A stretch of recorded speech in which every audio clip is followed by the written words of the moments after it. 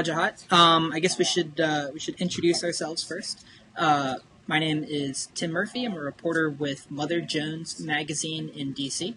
Hi everyone, my name is Wajahat. Nice to join you again. I am a writer and attorney, and for the purposes of this conversation, the lead writer and researcher of Center for American Progress's recently released report, Fear Incorporated, The Roots of the Islamophobia Network in America. Thanks, Tim, for having me on. Yeah. Mm-hmm. Yeah, thanks for being here. So I guess, so like you mentioned, Fear Inc. is kind of what we're here to discuss today. It's gotten a lot of play on the internet, some good. I found it very impressive. I know a lot of folks I know did. Pamela Geller, who gets a prominent position in the report, called it, quote, a pile of dung masquerading as research. So you have that going for you. So, I guess, really quickly, why don't we sort of, kind of go through what exactly is in this report. Sure. So the basic thesis which you outline in, kind of the very first page is that this is not a vast right-wing conspiracy. So if it's not a vast right-wing conspiracy, what is it? It's a 6-month investigative report which showed that how 7 funders have given nearly $43 million over the past 10 years to a very small interconnected group of individuals and organizations that have been responsible primarily for mainstreaming what I would like to say fear, bigotry, and hate against Muslims and Islam in America. Again, it's a very small, interconnected, highly organized, highly self-reliant, I would even say incestuous organizations and group of people. It's not a vast right-wing conspiracy, and they've been very successful playing off of, and I would say exploiting, the current misinformation, hysteria, and fear that exists in an uncertain and volatile political climate. And I'm sorry. Well, I was going to say you mentioned this very, very small group of people, and that's what really stands out. I believe in the report it's 5 people really. It's like the Brady Bunch or something like that.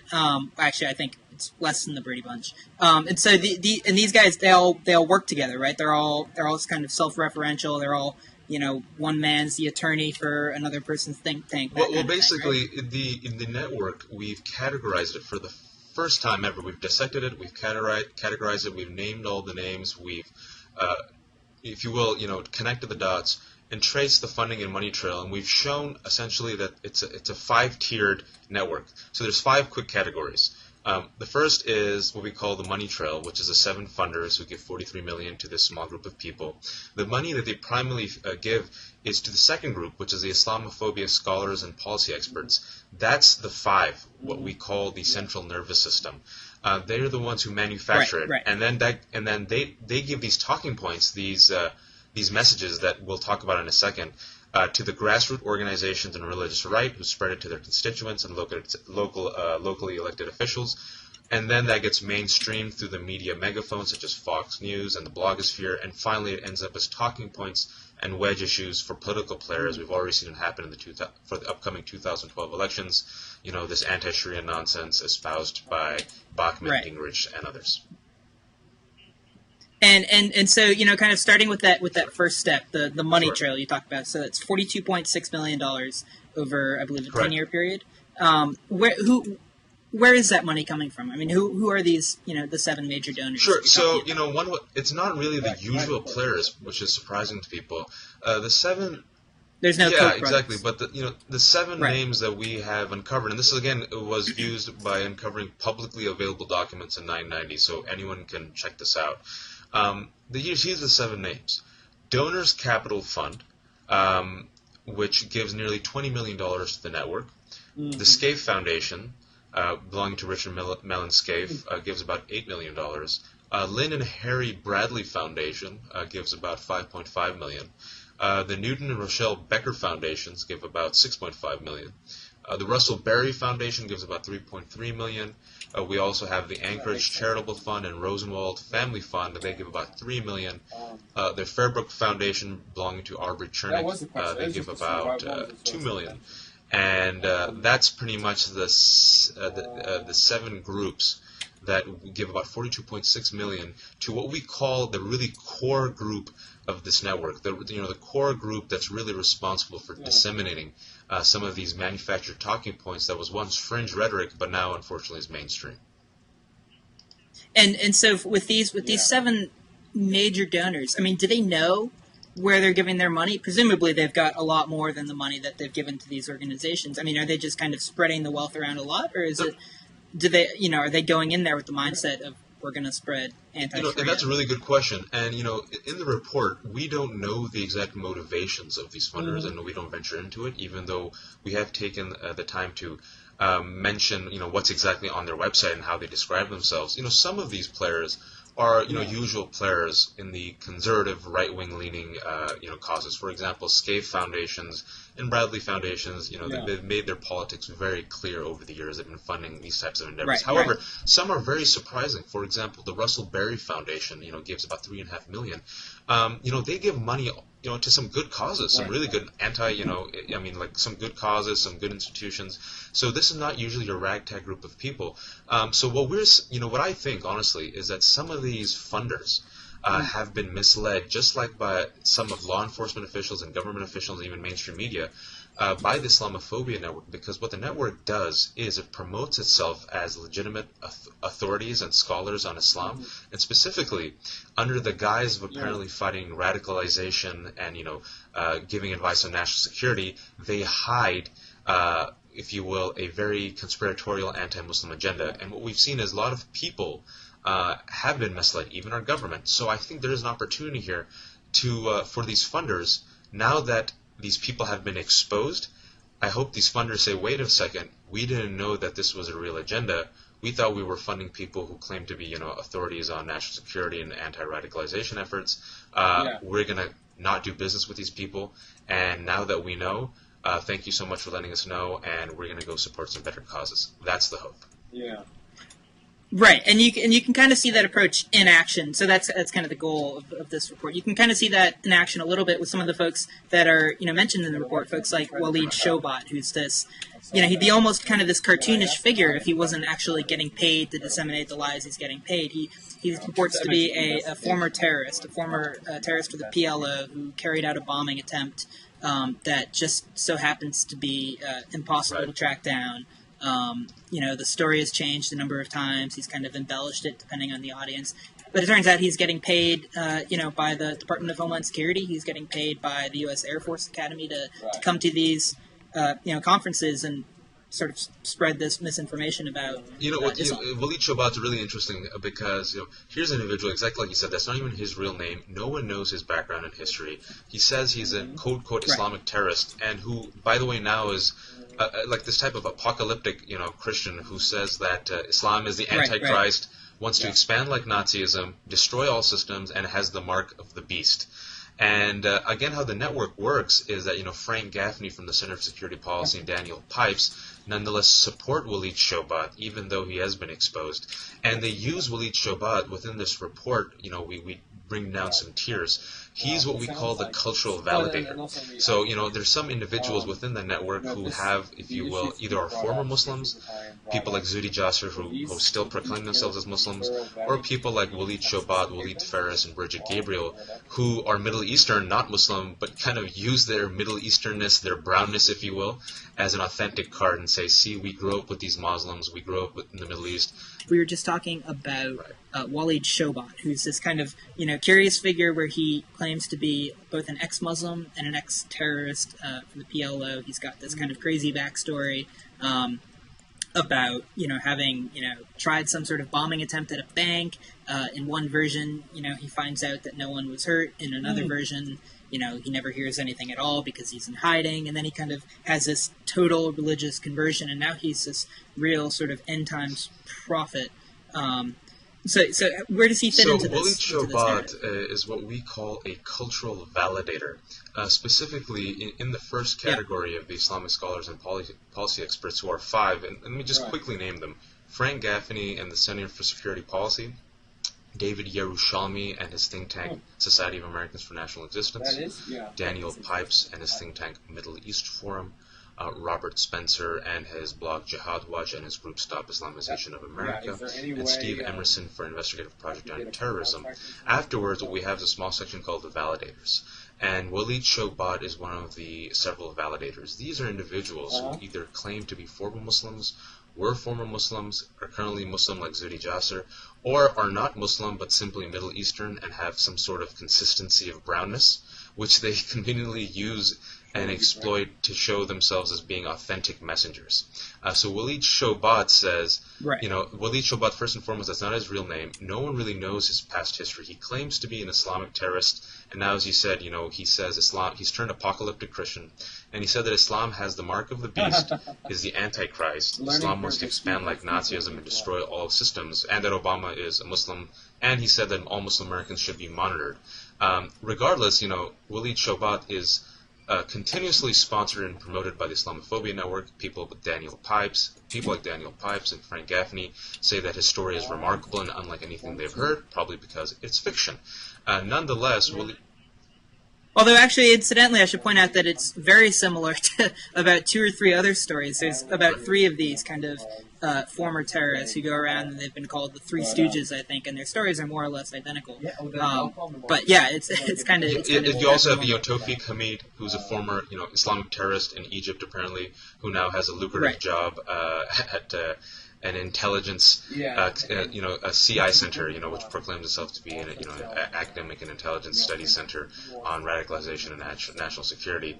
And you also have, Walid Faris, who's a Lebanese Christian, and, was a spokesman for the Lebanese Front, a group which, extremely radical, engaged in very troublesome and dubious and violent behavior against Muslims in Lebanon. And he was going to be called as a speaker by Congressman Peter King for his March hearings on radicalization, and once Walid Faris's real background was exposed, at the last second he was dropped. So there's several of these people who, and even Noni Darwish, from Egypt, who started Formal Muslims United, another great mouthpiece to pretty much conveniently parrot and repeat every single conspiratorial claim that is created by Frank Gaffney, Daniel Pipes, Robert Spencer, and so forth. So like we said, they're an integral part of this Islamophobia network. We call them the cultural validators.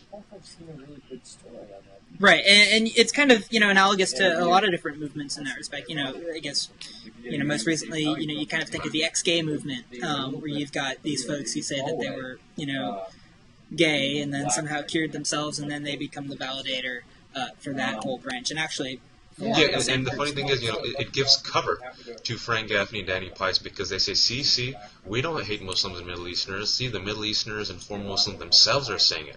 So what we were saying this whole time is true. It's a convenient political ploy. It's cynical, and it's been used and exploited by other groups in the past. But thankfully, going real quick back to Walid Shobat, he was recently paid $5,000 by our own government, the Department of Homeland Security, to speak at a South Dakota law enforcement conference, even after all this information has been revealed. And thankfully now, there have been people in the mainstream, specifically CNN's Anderson Cooper did a 2-night, expose on Walid Shobat, and people are finally waking up. Now, you would hope that our own government and law enforcement agencies would have done some, forget thorough background check, but even like just minor background check in these individuals and not give taxpayer money to them. But that's what I was saying in my first point, that these people have really fooled a lot of folks, even intelligence folks in our own government, by posing as quote unquote legitimate authorities and scholars on Islam and Middle East when they actually aren't, when they don't have any scholarship. And they've done this primarily because they've been so heavily promoted within this Islamophobia network. So basically you've got the money trail that funds these, 5 major guys, and you've got the validators, and then basically you have, from the report, you've got these megaphones, basically. You've got these big outlets that are able to project a really small number of voices out into the ether. Right. I mean, and so we've talked about the nervous system, which is the scholars and policy experts who create these talking points, and we'll talk about the talking points later, the validators. We've done the money trail. And the next group you want to talk about is what we call the media megaphone. So some of these talking points, real quick, that we've heard in the past 5 to 10 years were once extremist fringe rhetoric that now, unfortunately, get mainstream play. Very quick, I want to talk about some of these talking points. Here's one that you probably must have heard. Our President Obama, is a Muslim, or a former Muslim, or was born a Muslim. Sharia, which is Islamic religious law, is apparently the preeminent totalitarian threat to America that seeks to supplant our Constitution. Mosques, which are constitutionally protected religious houses of worship, are now quote-unquote Trojan horses, which are incubators of radicalization. Radical Islam has apparently infiltrated America, the government, the administration, and every single mainstream Muslim organization, and there's no such thing as moderate Islam. Traditional Islam is radical Islam, and practicing Muslims thus cannot be loyal Americans. These talking points, as you correctly mentioned, are spread and mainstreamed through the media megaphone. I know this sounds cliched, but the research shows that Fox News is a major promoter of such talking points, and routinely they have many of the members from the Islamophobia network appear on the talk shows. We also have the blogosphere, very influential, the blogs of Jihad Watch, and the sites of David Horowitz's Freedom Center, such as Front Page Magazine, the conspiratorial website WorldNet Daily that has not met a anti-Obama conspiracy it has not published. But we also see some, respectable conservative outlets like National Review, because they have Andrew McCarthy writing for them, who is a chummy friend of Frank Gaffney and one of the co-authors of this nonsense document, Sharia, A Threat to America. And then, of course, we also have what we call hate radio, at Rush Limbaugh, Glenn Beck, Michael Savage, Sean Hannity, and so forth. So this is a very influential echo chamber, Tim, that mainstreams this fringe rhetoric for a mainstream audience. And so the question that kind of inevitably comes up, especially when Fox News is involved, so you've already identified these kind of key folks who are bankrolling the operation. Right. But so would you say that they're driving it? Because it almost seems as if Fox News is driving it, as if Fox News is kind of providing the incentive, providing, allowing for, these guys to get such a high profile. Guys like Frank Gaffney, guys like Daniel Pipes and Steve Emerson, they're on Fox all the time. They're kind of at Fox's mercy. Right. No, you ask a really good question. Look, what people need to realize is the Islamophobia network is a booming industry. This is a very lucrative occupation for these people, and that's exactly what it is. It's an occupation. This is how they earn their daily bread. Very quickly, Frank Gaffney of the think tank Center for Security Policy took home annual income of $300,000. David Horowitz took home about $500,000. In fact, none of these people make a salary below six figures. So maybe Tim, you and I are like in the wrong business, man. Like Bridget Gabriel, who is cited as a radical Islamophobe and who was exposed by the Anti-Defamation League because her group, Act for America, the premier grassroots group, anti-Muslim grassroots group, spreads anti-Muslim hate under the guise of apparently fighting radical Islam. She makes $200,000. So, the funders, their $42.6 million goes a long way, and it empowers this industry. That being said, I do believe it's very interconnected. And it's self-reliant upon one another. So just because the funders empower these people to do what they do and write the books that they write and write the pamphlets that they write and create the websites that they do, nonetheless this message needs to be broadcast to an audience, and that's why Fox News has to be more responsible because they are a very big megaphone. And as you know now, in the globalized world that we live in, it's just, if it goes from Fox News, and it can go to the websites, it can go to YouTube, and even Benazir Bhutto, the assassinated former Prime Minister of Pakistan, wrote about Robert Spencer in her autobiography, and even she was paying attention and saying, these people are promoting hate and bias and misinformation against Muslims, and this does nothing to bridge the divides. So you even have people overseas who are paying attention to these folks, and based off that point, as we just saw last month, Tim, Anders Breivik, the conservative Christian from Norway, he killed 76 people. I mean, it was just brutal, and it's just a tragedy. And he left behind a 1,500-page manifesto where he meticulously detailed how he did what he did and why he did what he did. And as he's referenced the Islamophobia network more than 200 times. Specifically, he referenced their ideas, their ideologies, their worldview, and the people say, and I agree with this, that the extremist ideology of the Islamophobia network in part inspired him and his mindset. Do you hold them responsible for what he did, or right? I think he'd go too far. I think people who have held him responsible, I don't think most people have. I'm totally against that. But what we have to quote, it's a great quote here by Mark Sageman, who is a counterterrorism expert and worked for the CIA. He said this type of extremist ideology is not quote unquote cost free. Number two, we do not hold these people responsible, such as the Islamophobia network. But what he did say is that Anders Breivik emerged from the same ideological infrastructure.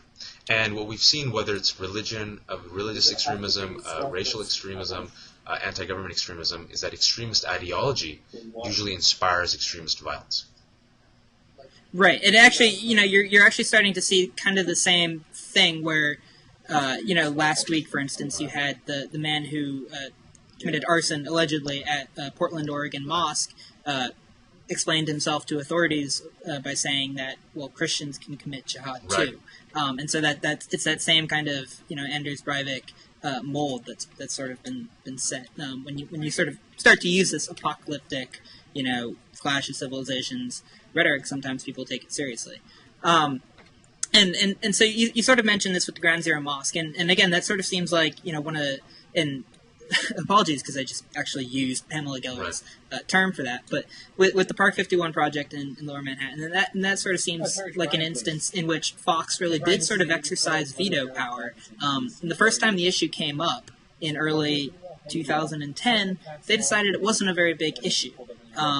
They decided, well, this isn't, going to be ratings gold for us, and they considered, they basically said that this is kind of, it is what it is, it's a small deal, it's a project, First Amendment right, whatever. And then it comes up again a few months later, and they latch onto it, and they embrace it as a story, and they kind of work with the folks that you outlined, with Pamela Geller, with Frank Gaffney, Robert Spencer, and build it up into what was ultimately one of the biggest stories of the entire summer. Yeah, I mean, Tim, what's even worse than that, because it's so cynical and disingenuous, specifically what people don't remember, is that Daisy Khan, the wife of Imam Rauf, who was one of the advisors to the, at that time it was called the Cordoba Initiative, and now it's called the Park 51 Community Center, which is not at Ground Zero and not a mosque. Laura Ingraham was filling in for Bill O'Reilly on his show in Fox News, and they heard about this in early 2010, and Laura Ingraham, you have YouTube clips of this, and said, you know what, I don't oppose what you're doing, I don't think most people will, and I wish you the best of luck. So not only was it just neutral, it was kind of like, okay, well, thanks for coming on our show, this is a good idea, because the intention behind that center was, to bridge the divides, to embrace multiculturalism and inclusivity, and it was based on the J Street model, and they had buy-in from other interfaith leaders. Now, what you had J Street being the Jewish, I mean, not J Street model, excuse me, the Jewish Community Center, the Jewish, the Y, Jewish Y, yeah, excuse me, sorry about that, yeah, exactly, thank you, and then what you have is Pamela Geller on her blog, Atlas Shrugs, was the first one to really coin it as quote-unquote the mega mosque at Ground Zero, and she kept at it. And then the 2010 elections were coming up. This was a non-issue. And then what we saw, the Islamophobia network, and in the quote-unquote Ground Zero mosque non-controversy is a great example of how the Islamophobia network works, number one, and how it manufactured hysteria, international hysteria around a non-issue. Over the period of the summer, the blogosphere, Pamela Geller, she came out with it. Then this was repeated by Frank Gaffney. It was repeated by Daniel Pipes. Then we see these same people show up on Fox News. Then we see the hate radio pick it up in the summer. Rush Limbaugh runs with it. And then we see Mark Levine run with it. We see Sean Hannity run with it. And then what we see is this becomes then mainstream news. A local issue became a national issue, became an international issue. And what's worse is that inspired, I don't want to call him crazy, but a fringe pastor, Pastor Jones, who looks like Yosemite Sam with his handlebar mustache. He was inspired by this. He said, "I'm going to burn the Quran." And then we had General Petraeus say, hey guys, this type of extremist ideology and actions only emboldens and inspires our enemies, who use this as propaganda. The chief propaganda tool being, look, the West hates Islam. And he says we need some moderation here. And Pastor Jones went ahead and did it. It became a sensationalistic issue. And what did it result in? In April 2011, the Taliban used it as a pretext and excuse to kill 20 people, 20 civilians in Afghanistan. So this type of extremist ideology, irresponsible, reckless, fear-mongering, and I would even say reckless journalism. It is not. This affects the world. It reverberates globally, and it affects not only how the world sees us, but also, it is negatively affecting our national security. So then it makes us question, why, oh why, do we mainstream these, hate mongers, fear mongers, these scholars who are anything but scholars, these fringe elements as mainstream voices? Why are we doing this as a civilized society? It's time to expose them and marginalize them. And sort of on the Fox News example, and the Park 51 controversy is a good example of this. So this is kind of what comes up every time you have, this sort of conspiracy theory, this sort of movement is, how much of this is real and how much of this is, kind of a cynical desire to get money or political influence or something like that. I mean, okay, that's a good question. I think, first and foremost, let's hit the money. The color that ultimately matters the most in life is green, and that's been historic and universal. Again, as we've mentioned and shown through the report, 7 funders, $42.6 million, and the take-home salary of these individuals is very lucrative. We're talking about 6 figures in the worst economy since the recession. So let's not discount the fact this is a lucrative enterprise. That being said, I think from the report, what we can gather is that some of these people have different motivations. So, for example, my take on it is that people like Rush Limbaugh, they've always been opportunists. I don't think he really believes most of the stuff that he says. Other people, like Frank Gaffney, you have to realize, have emerged from the Cold War era, and his big thing during the 80s and 90s was, nuclear defense, and the boogeyman was Soviet Union.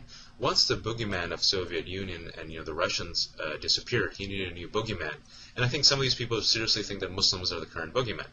Other folks, like Walid Shobat, and even Joel Richardson, who appears on the Glenn Beck show often and is an apocalyptic preacher who has co-written a book with Walid Shobat.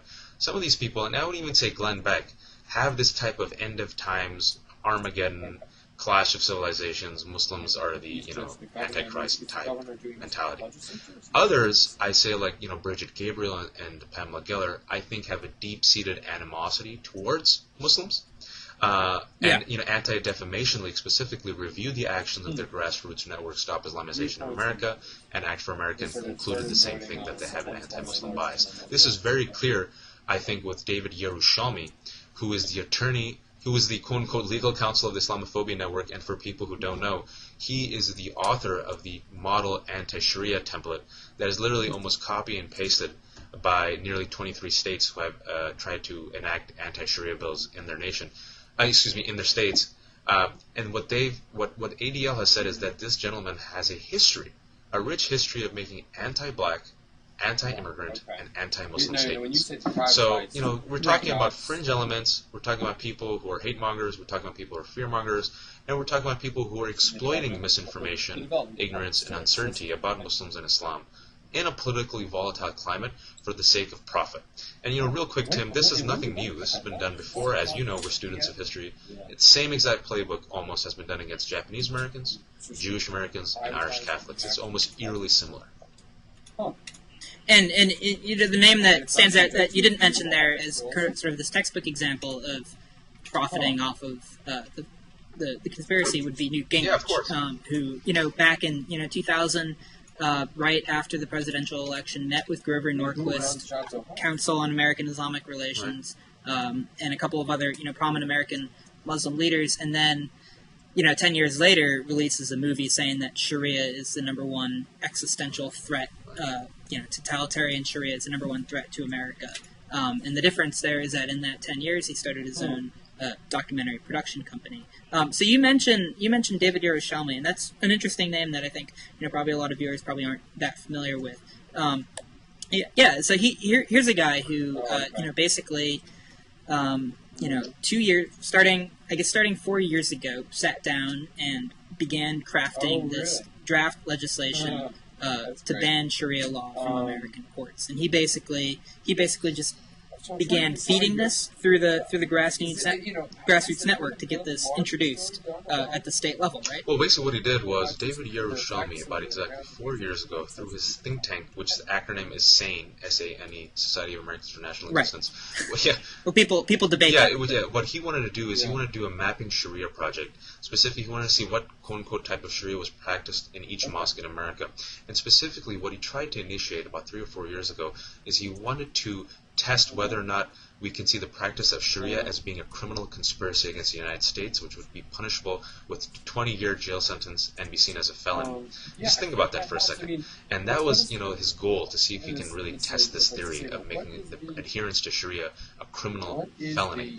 The director of this project, Mapping Sharia, is David Gaubitz. Now, what's really interesting to show you how the network works is David Gaubitz, who's a director of SANE, was also the author of a book that was released 2 years ago called The Muslim Mafia, in which he alleges that Capitol Hill has been infiltrated by Muslim American interns who are really agents of radical Islam. Right, and of course, Hill interns are the real centers of power in America. So this is ominous for everyone. Exactly, and what was revealed within the last 6 months is that the funding for this research was done by Frank Gaffney and the Center for Security Policy. And specifically, David Yerushalmi is the attorney for Frank Gaffney's think tank Center for Security Policy, and in 2010, Frank Gaffney's group Center for Security Policy released a report entitled Sharia, A Threat to America, which again misdefined Sharia as a totalitarian threat to America, a legal, political, military doctrine that seeks to supplant the Constitution. The co-author of that document was David Yerushalmi, who then, of course, used a lot of these talking points and was hired by the American Public Policy Association, quote-unquote non-profit, non-partisan group, which is very conservative, to test the theory that, any foreign law and any religious law needs to be banned, and adherence to that would be criminal. David Yerushalmi wrote that template. They removed specifically the language of Sharia, which was in the original document. They crafted the template, and then what they do is they send this template to grassroots groups like Act for America. So in the report, our investigation showed, we interviewed Chris Slick, the online coordinator of Act for America, one of the co-authors, Scott Kais did, and Chris Slick admitted in this interview that we rely upon Frank Gaffney as one of our sources on the threat of Sharia, and we give our elected officials these documents on what we perceive as Sharia threat to America, and specifically the grassroots groups Act for America and Eagle Forum and Tennessee Freedom Coalition, essentially hand-delivered this model template written by David Yerushalmi, the anti-Sharia template, to their elected officials. So in Tennessee, it was literally hand-delivered to Senator Bill Ketron, who then hand-delivered it to his fellow elected officials. And Tennessee, in I think May 21st was one of the 4 or 5 states in which this anti-Sharia nonsense passed both houses. Yeah, and so the sort of the interesting thing with the whole the kind of spread of the anti-Sharia legislation is it sort of seems like it's sort of a microcosm of how the conservative movement works anyway now, where you basically have these central think tanks funded by various dubious organizations maybe who develop these different policy proposals. So whether it's David Yerushalmi or whether it's state policy networks or American Legislative Exchange Council or something like that, where they develop all these things and then they feed it through their little grassroots networks up to various kind of dummy state legislators. Bill Ketron being a pretty good example of a legislator who will introduce pretty much anything. I think this year he's introduced a bill to mint Tennessee currency for Tennessee, so they have a different currency. He introduced a bill inspired by the Casey Anthony trial. So they basically are able to find these people who would just introduce the law, and all of a sudden, they don't really have time to vet legislation or to write legislation or to research. It's a part-time job. Right. And then it, pretty quickly it's in, 22 states just like that. Exactly. And so, I mean, you see the effectiveness of the Islamophobia network. You see how it originates in the report, and you see how it gets to, literally try to be legislation. You see how it takes it, it comes from it's like in Leonardo DiCaprio, it's an inception, right? It's a small idea that goes several layers deep and then eventually manifests into a talking point used by, presidential candidates, or the fact that we're actually seriously debating this nonsense fiction threat of, quote-unquote Sharia. We might as well be passing legislation banning Bigfoot and unicorns. And you see how it's this distraction, right? It's cynical distraction. We should be concentrating on the economy. We should be concentrating on the infrastructure. We should be concentrating on so many more important issues that really come into play for Americans who right now are suffering. People losing their homes. Instead, we're wasting time, money, and resources for the sake of political expediency, for the sake of short-term economic gain, and for the sake of the Islamophobia network really pushing this bigoted, fear-mongering agenda, pushing this stuff instead. And what we see is the network is so tightly connected and self-reliant upon each other, and they really got this down to a T. It's strategic, it's coordinated. It's not a natural groundswell of public, mass support. It's anything but that. It's a small group of people, and I think this is what's really encouraging here, Tim, is that now that we realize it's a small group of folks, we realize that it's a small, tight network, we realize how this works. Once we marginalize them, and once we expose them, and once we have most people in America, and I truly believe in Americans, are on the fence and mean well and want well, and truly believe in inclusivity and religious freedoms and tolerance, these people will say, why are we dealing with these people? Why are these people getting promoted? Why are these people on TV? Why are these people getting funded? Why are our elected officials inviting them, such as Carl Gatto of Alaska, inviting David Yerushalmi and Pamela Geller and Bridget Gabriel to act as authentic experts and speak to elected officials about Sharia? Why is this happening? This is ridiculous. Do we have people from the Ku Klux Klan give seminars on racial tolerance? Right? I mean, it's ridiculous. Right, exactly. And I think this is very encouraging that now that they're marginalized and hopefully now that they're exposed, they can be marginalized. And I think once they are, I think you can honestly see within a year or two the end of Islamophobia in America, at least in a large extent. So that seems like a pretty optimistic approach. So I see that you're already starting to see folks. Chris Christie, just a couple of weeks back had this real kind of truth to power moment where he, just kind of called out, the bigotry. He was appointing a Muslim judge to the state superior court, and he's still governor of New Jersey. He's still loved by the Republican Party, so it didn't really seem to hurt him too much. But at the same time, being conspiratorial is a pretty big part of American politics. Like, we've always had this. You have the whole paranoid strain in American politics thesis. Like you mentioned earlier, there is kind of this need for a bogeyman. For ages, we had communism, and we had anarchists, and we've always had sort of immigrants that people have been, kind of pinning all these different conspiracy theories on. And especially when you factor religion into that, with the conservative movement, evangelical Christianity, such a big part of it. And so it does seem a little bit more natural, that you would have kind of a lingering sort of clash of civilizations type conflict that you wouldn't necessarily have with, say, Catholicism or, immigrants from Southern Europe or something like that. And then sort of the other caveat to that, and we sort of talked a little bit about Fox News earlier, and like you point out in the report, once people start watching Fox News, they're a lot more inclined to buy into a lot of this stuff. And of course, that's because they're watching Frank Gaffney, and they're watching Steve Emerson and Pam Geller, and they're seeing them on their television sets, and they're being presented as these really legitimate voices. But then once you start to accept it, it becomes really, really hard to shake yourself of it. So it almost seems to me like, sure, we're going to expose a lot of this, and a lot of the donors that you mentioned, might become more reluctant to pour their money into it. But as long as Fox decides, as long as these other folks decide that it's kind of a good bludgeon, it's still going to be out. And the thing is, you mentioned really good points here, Tim, and I think the reason why I have a little bit of optimism is, first and foremost, you said, this is a historical precedent. This is what I call a remake. This is nothing new. In the past, the characters were Jews, Irish Catholics, immigrants, Japanese Americans, and even in 2004, gays and lesbians. Right now, the characters are Muslims. And it comes to a point where America grudgingly sometimes comes to its senses and regains its moral compass and realize that, hey, wait, we're dividing Americans based along religious lines and ethnic lines, and we're succumbing to fear. And there's usually this consensus that, we're not going to do this anymore because that's fundamentally un-American. And there's some hope here because within the conservatives, within the Republican Party, and even within conservatives, there's tremendous allies. Like you mentioned, Governor Christie. He called this stuff nonsense and crazy. Even, George Bush, President George Bush, despite all the unfavorable, impractical, ineffective, and sometimes just, we can openly say, terrible policies enacted, he was very clear that this was not going to be a war against Islam or Muslims. He took a decisive stand. Colin Powell, for example, even, Lindsey Graham, for example. So there's many conservatives who realize this is a poison, that this poisons the well. both domestically and internationally.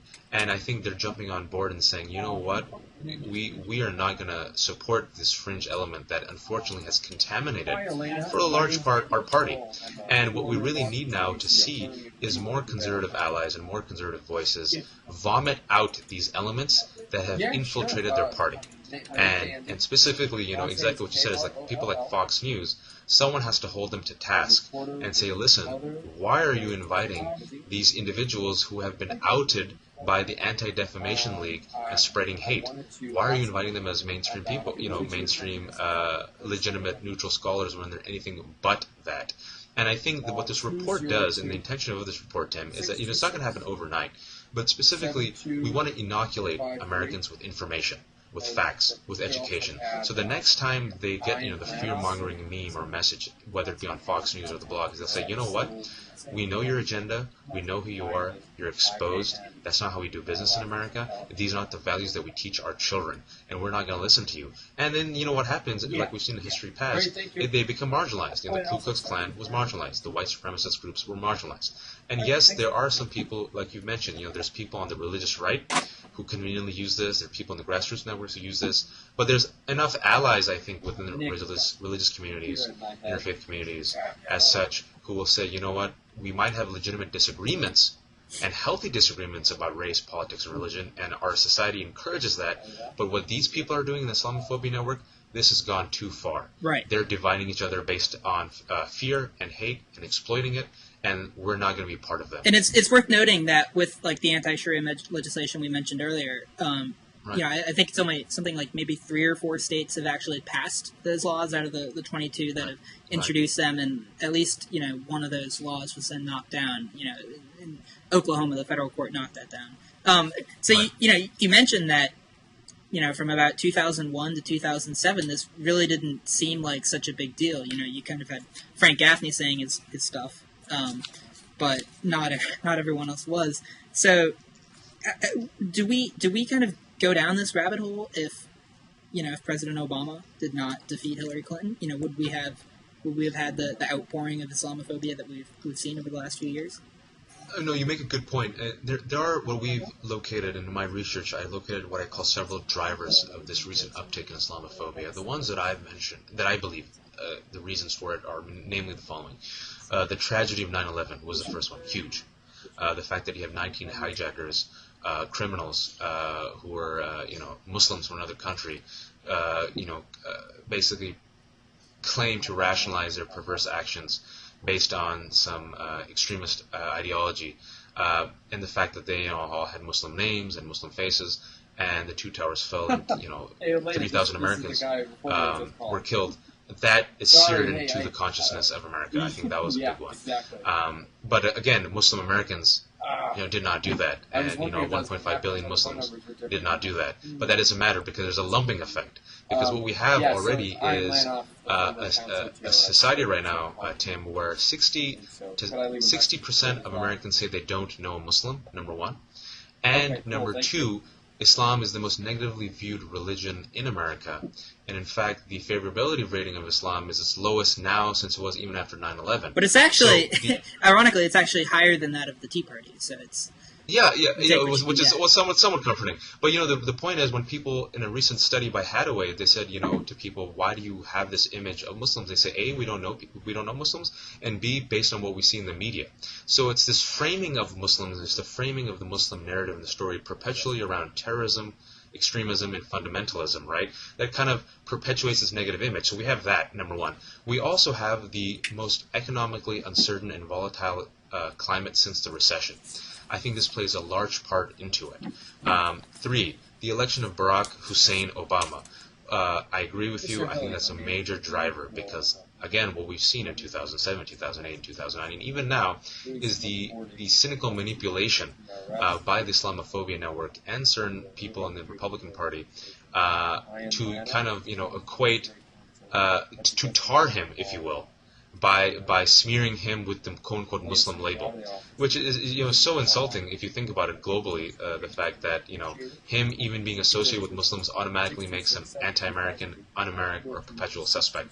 And we see 18% of Americans, thanks to no small part Fox News, still think that President Obama is a Muslim and as such is un-American or anti-American or has a radical Islamist agenda, which, by the way, in the report we show is one of the major talking points manufactured and promoted by the Islamophobia network.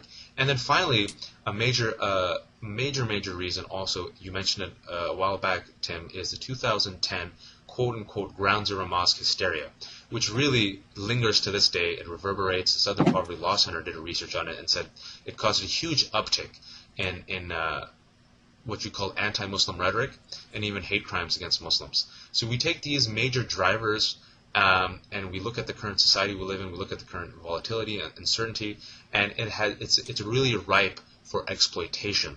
And this is why we see these fringe elements really being cynically manipulated by politicians, by people with an anti-Muslim agenda, by people in the media who prefer sensationalism, and that's why I think it's gotten a lot of traction that it would otherwise not have gotten in 1999 or 2000. Right. Yeah, and it seems like, I mean, the fact that you have Obama, whose middle name is Hussein, obviously Hillary Clinton did not have that problem, so far as we know. Right, yeah, and it kind of combines these two things that Republicans don't like, which, or, at least that the conservative, kind of evangelical base doesn't like, which is, kind of the fear of Islam and Barack Obama, and those two kind of feed off each other until you get this kind of super monster, and people just kind of have this appetite for more, anti-Sharia, fear-mongering, stuff like that. Yeah, I mean, exactly. It's like this. Muslim is the other, Muslim is foreign, Muslim is anti-American, Muslim cannot be American, Muslim is suspect. And this smearing and the scapegoating applies to, to the Islamophobia network, to 2% of America's populations, our partners, our citizens, our neighbors, our employers, our employees, our friends, who happen to be Muslim Americans. And it taints all of Muslims and all of Islam with such a broad brush, which is specifically why Charles Johnson, the blogger from Little Green Footballs, had a very conservative website, had a very, clean, decisive break with these people from the Islamophobia network, whom, he palled around with 7-8 years ago. He said, once I found out how extreme their agenda was, once I found out how they were so anti-Muslim, once I found out how they were scapegoating an entire people based on the criminal actions of a minority, that's something that I didn't want to be a part of. And, look how, again, why I'm optimistic is Little Green Footballs, a website which I can tell you most liberals and, many Muslims hated in 2001, 2002 because it was like, a propaganda website for all this, right-wing rhetoric. Little Green Footballs, for the second time in its history, promoted on the front page Aziz Poonawalla, who's a blogger at BeliefNet's write-up on the Islamophobia, our report, the Islamophobia network. Yeah. And they're really promoting it. I mean, that's huge.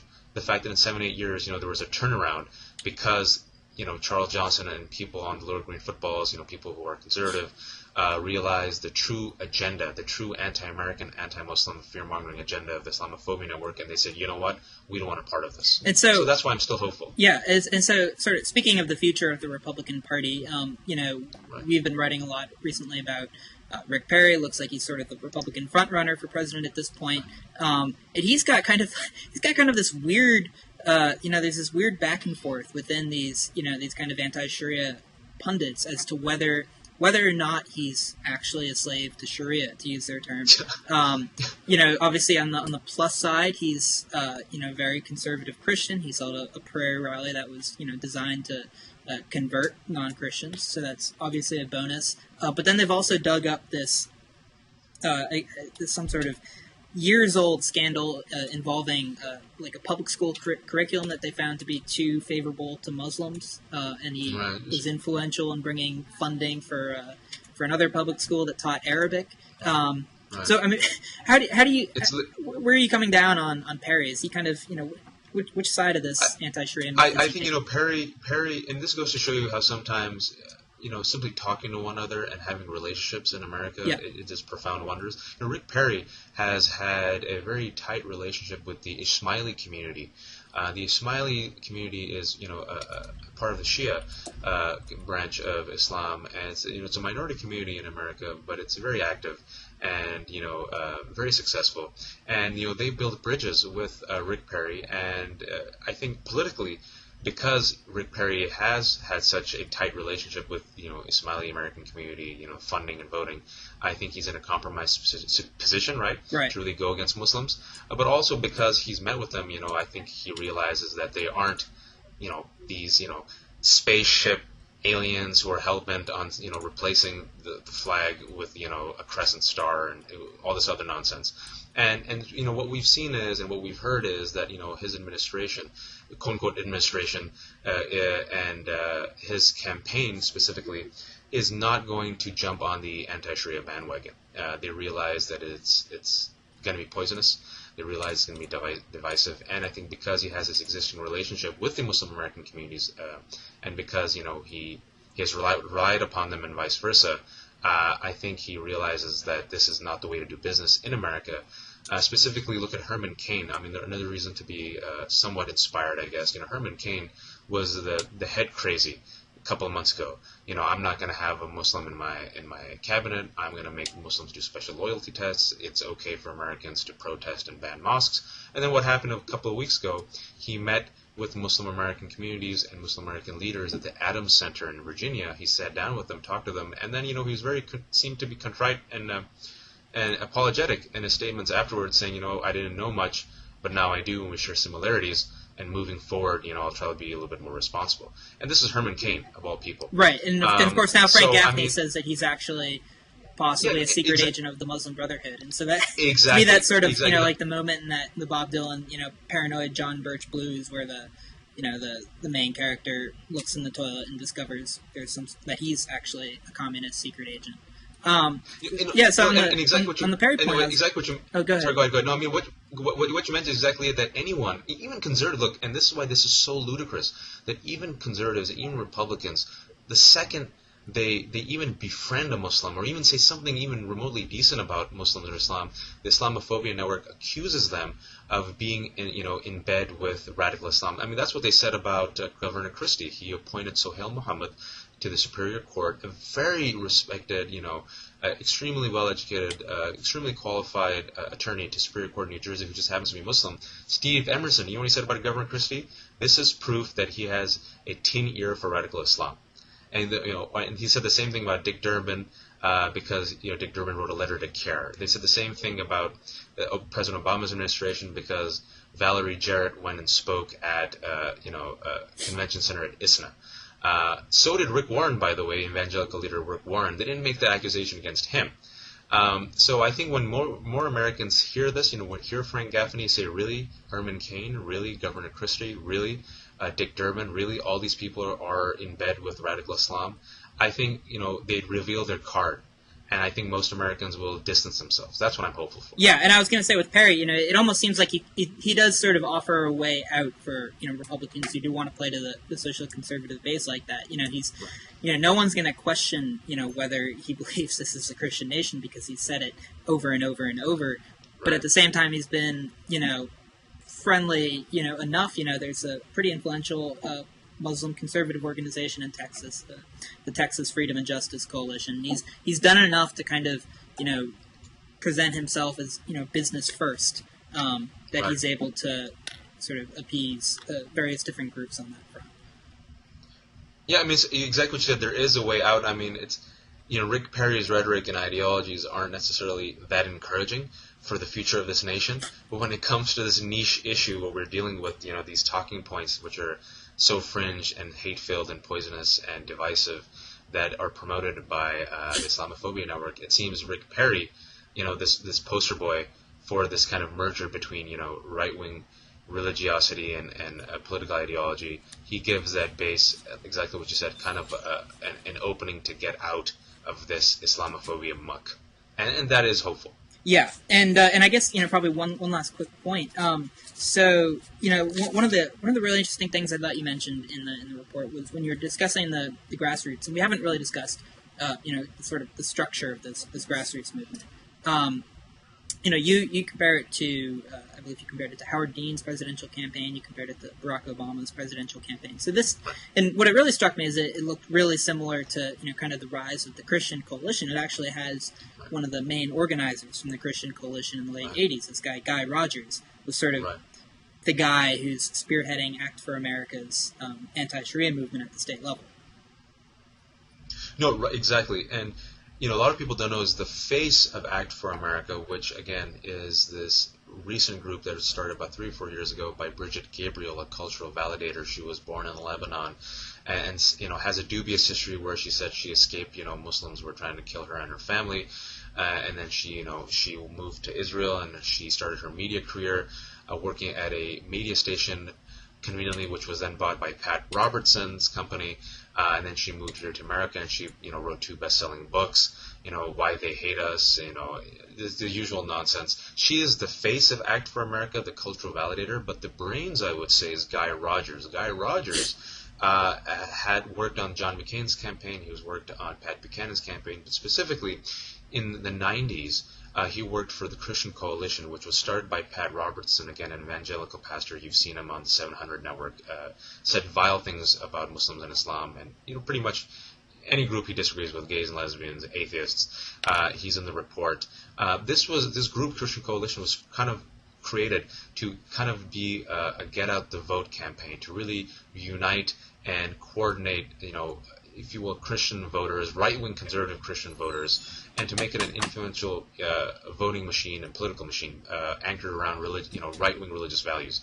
Guy Rogers, what he did while he was part of the Christian Coalition, he went around and created chapters all throughout the nation, Christian Coalition chapters, and he kind of empowered local communities in every single state, and they had them organized and tied together with the same message, lock and step, to really make some, coordinated, unified, organized, powerful influence in not only local elections, state elections, but also national elections. He's taken that training and kind of employed it specifically for Act of America and their anti-Muslim agenda. So Act for America now says they have about 570 national chapters and over 170,000 members. They have a website, they have a mailing list. They do these roving training seminars in every state, which they empower, local people in the state who then carry the water for them. They do national annual conferences. Elected official Alan West was at the last one, spoke as a keynote speaker. They have now a website and a TV show. The TV show is hosted by Bridget Gabriel. The first guest on the TV show was Congressman Peter King. And they're very influential. And I think, Act for America specifically, out of any other grassroots networks, has been remarkably influential, thanks to Guy Rogers, who I think is the brains of it, and thanks to his training at the Christian Coalition of kind of creating this unified grassroots strategic effort to promote anti-Muslim hysteria and the anti-Sharia bills. And the brilliance of that movement is that there's a good deal of stickiness to it, so that even if it fades away a little bit, if they're not able to accomplish a national federal constitutional amendment to ban Sharia, which they're not going to be able to do, they're still able at the local level to manipulate various public school curriculum and stuff like that. That's something that Act for America is involved with down in Florida. That's something that came up in Texas when the school board, the State Board of Education, decided that they would crack down on kind of the creeping Muslim influence in their textbooks. And that's sort of the Christian Coalition's mantra, was that we'd rather have 1,000 school board members and no presidents than one president and no school board members. So I guess so one last quick question. So if I guess we can probably close on this. If this does dissipate in the next couple of years, what do you see taking its place? I feel like without some sort of paranoid conspiracy theory, the far right would be kind of at a loss. Any likely contenders that we should be on the lookout for? I mean, I hope, I pray that it doesn't happen. Just because this is a remake and a repeat, and just because this has happened again and again in American history, doesn't mean it has to continue to happen. And I think in the age of globalization and new media, where information is so readily available, which of course has its detriments, as we've already mentioned with the Islamophobia network, we're hoping that with more allies, with more people who are aware, with more people who are realizing that by 2050, the demographics of this nation will change. This is I don't think this has ever been just a purely quote unquote white Christian nation. That's the narrative that some of these people run with. But this will be a nation of minorities. And I think this is bad business, number one, for people who really want to exploit fear and division based on religion and ethnicity. And I think, unfortunately, what we're seeing in the next few years, and I hope I'm wrong, is the Southern Poverty Law Center recently came out with a report saying that it's it's the most amount of hate groups in America's existence right now. It tops 1,000. It's been an exponential rise, specifically in the last 2 years. The three major groups that have risen are anti-immigrant nativist groups, white supremacist groups, and radical right-wing anti-government groups. And I think if the economy stays in such a volatile, uncertain state, I think, with the more the acceptance and tolerance and inclusivity and empowerment of, minority groups in America, I think there is going to be like this kind of a death rattle of what I call, this racist elements who I think out of desperation and anger and fear and uncertainty, they will be exploited, I think, by politically expedient individuals who I think unfortunately run with this type of right-wing, exclusivist, arrogant, anti-immigrant, I think even white supremacist narrative. And I think that's going to be, unfortunately, the next, I think, at least driver of the boogeyman. And I think the boogeyman then will be anyone who, quote-unquote, looks different, which I think will be mostly immigrants. I think we're looking at brown immigrants, number one. And my atheist friends say, yeah, it's going to be us. It's going to be the atheists. But I think it's going to be, quote-unquote, dark-skinned, ethnic minorities and immigrants. Right. And of course, that's kind of the game that the Republican Party is playing is, they're becoming, as the nation becomes, less, sort of a majority-minority country, if that's possible. And their pool of voters is shrinking and shrinking, so they have to go to great lengths to get more and more of that pool of voters. So the question is whether that changes or whether that stays the same. But maybe, who knows? Maybe they'll bring back anarchists, and that'll be our next villain. Right. Works for me. Yeah. Well, Wajahat, it was great talking to you. No, Tim, thanks a lot, man. This was a great conversation. Awesome.